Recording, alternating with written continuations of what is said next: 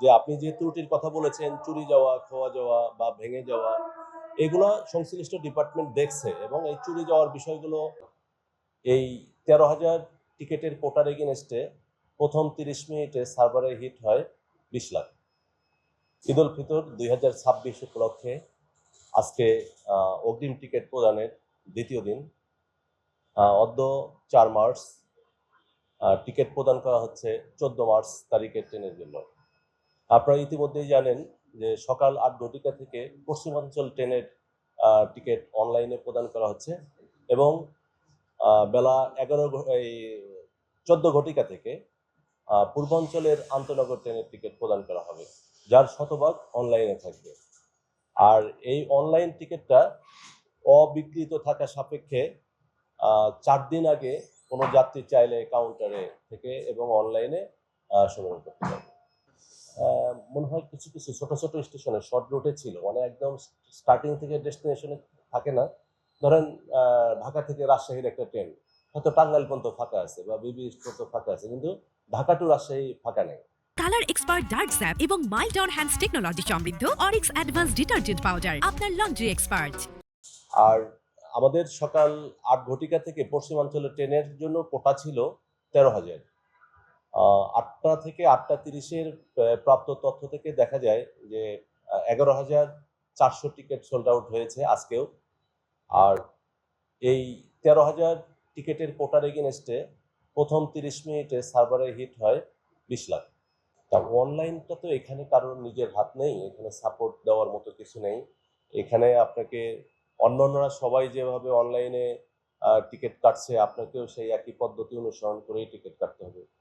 আর ticket কাটার আগে আপনাকে কিছু কিছু বিষয় দেখে নেওয়া উচিত। আপনার মোবাইলে ডাটা আছে কিনা, আপনার ডিভাইসটা কেমন পারফেক্ট আছে কিনা, এগুলো দেখে আপনি বিকাশের টিকিট কাটবেন। অনেক যাত্রী আছে যে সার্ভারে ইন করলো, পেমেন্ট করতে যাওয়া পেমেন্ট করতে পারছে না, ব্যাক করতেছে, এরকমও অনেক ঘটনা শুনতে পাওয়া যায়।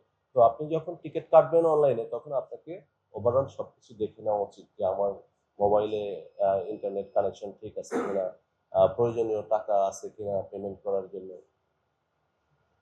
এইখানে তো আমাদের সহজের তথ্য কেন্দ্র আছে, ওনারাই প্রয়োজনীয় সাপোর্ট দিয়ে থাকে।